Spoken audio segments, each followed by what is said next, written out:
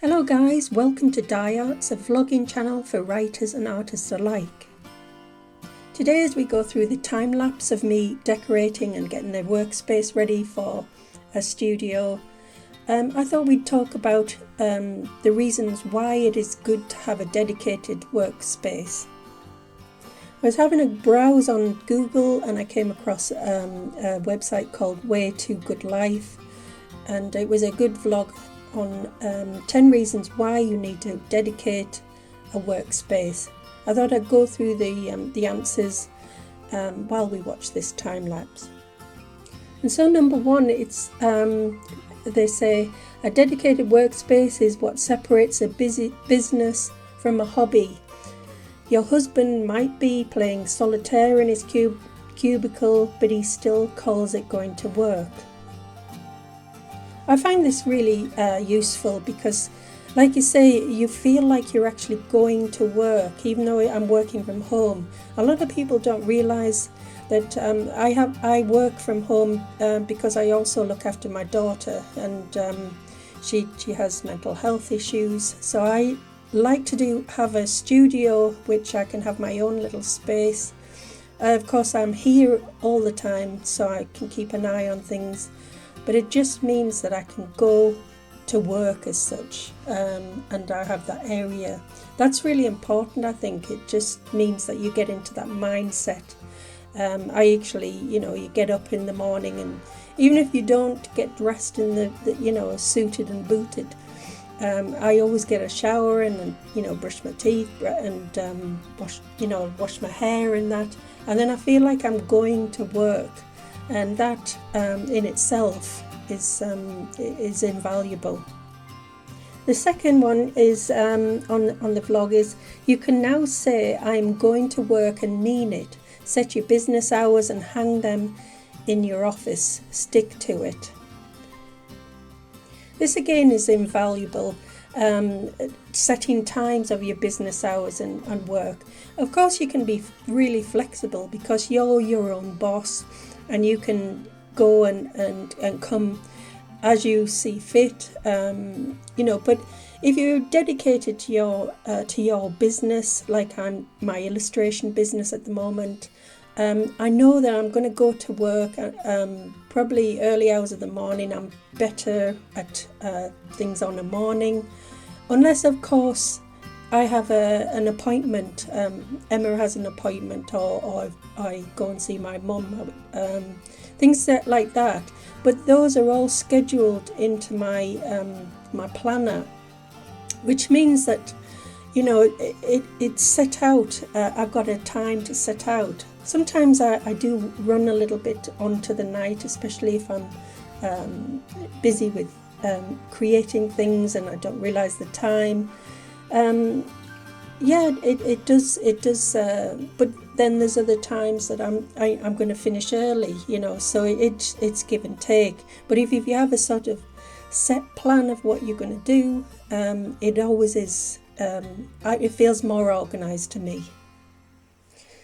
The third thing on the vlog is save your back from a backache and get yourself an office chair. A good chair will make you look forward to sitting on it and save lots of time on doctor's appointments.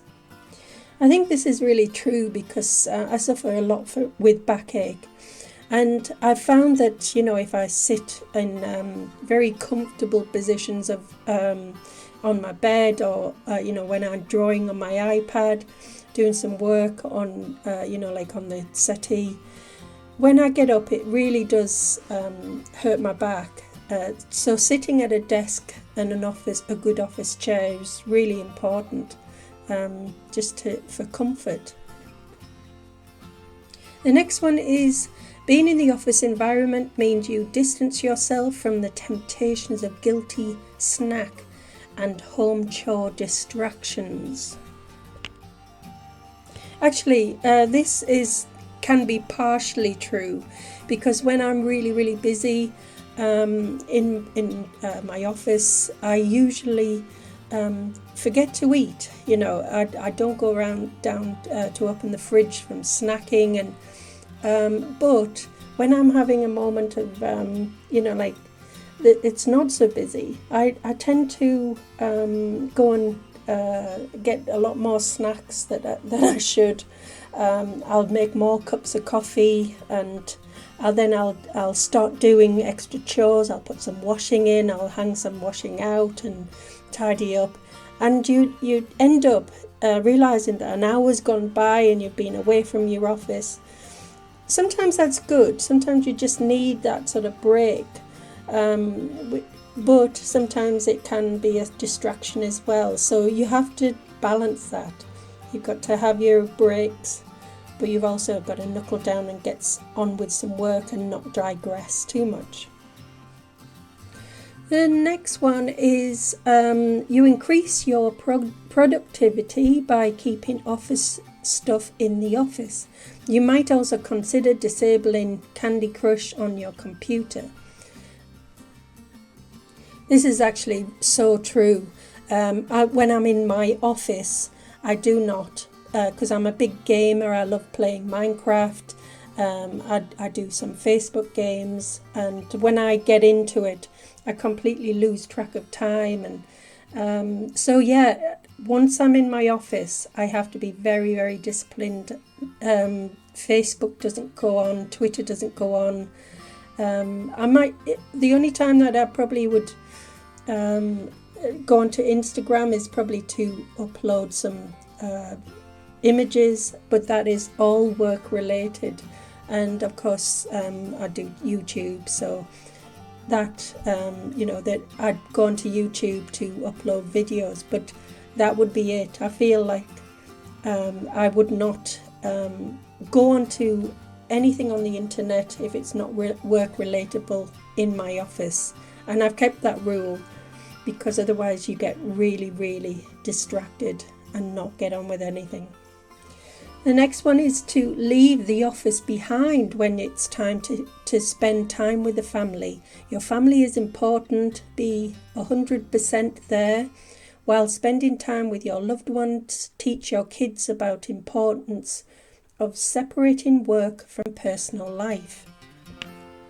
So this is actually the complete opposite of productivity in the office space. It's taking time out of that and seeing what's important. Your kids, your family, your husband or your wife.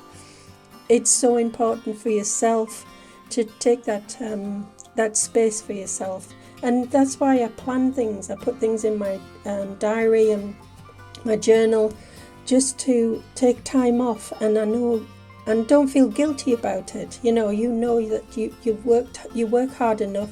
You need that time, and you need that time with your family. It's so important. So the next one is say no to multitasking.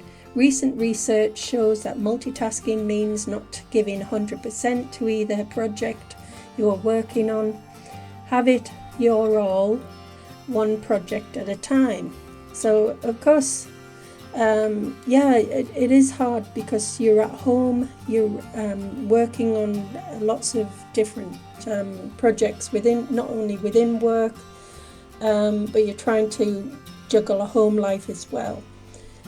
That's where my journal, I keep on coming back to my journal, and I make a list, and I do go through each task at a time, and I give it 100% each task I do. I sometimes do have different tasks on at different times. Like I've got my YouTube, I know when that's scheduled, when I'm going to do my vlogging. I know that there's certain planner stickers that need to come out and things like that, but that all comes down to planning. And yeah, I totally agree. You have to give it 100%, or as much as you can give it, but I totally believe in that one. The next one is hire interns. Your kids might enjoy interning in your office. Keep your children busy and let them help you run your business.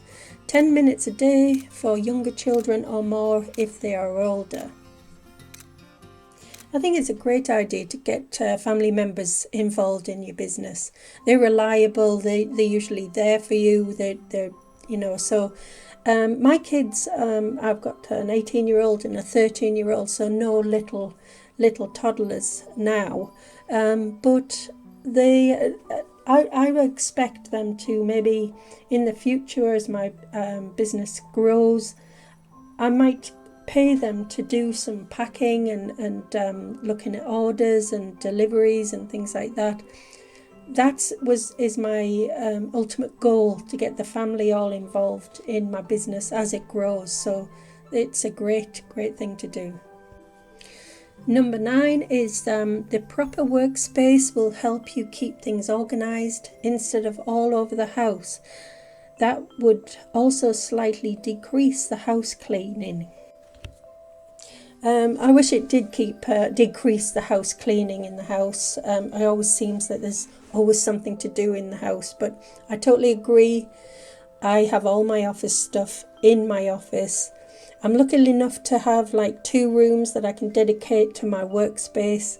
The bigger space has been taken over by my children because they use that as an art room now.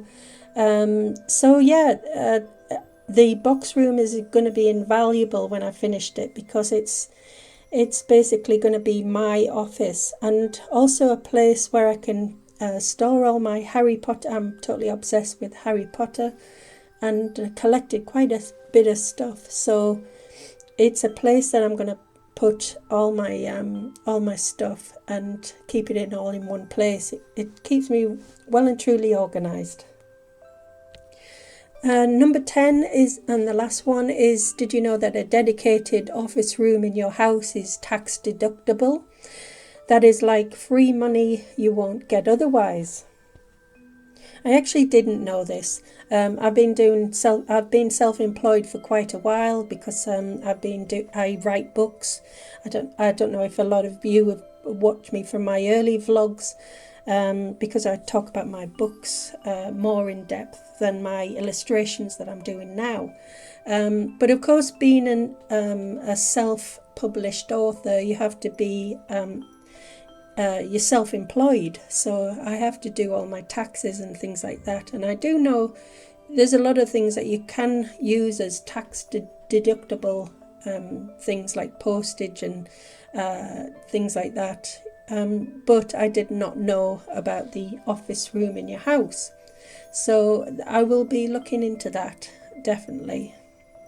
Well, I hope you've enjoyed this video, me working hard and painting and getting my office space ready, and the end result at the end. Hope you enjoy it.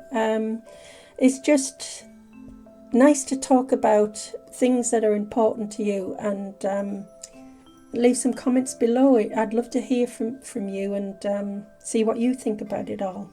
Bye for now.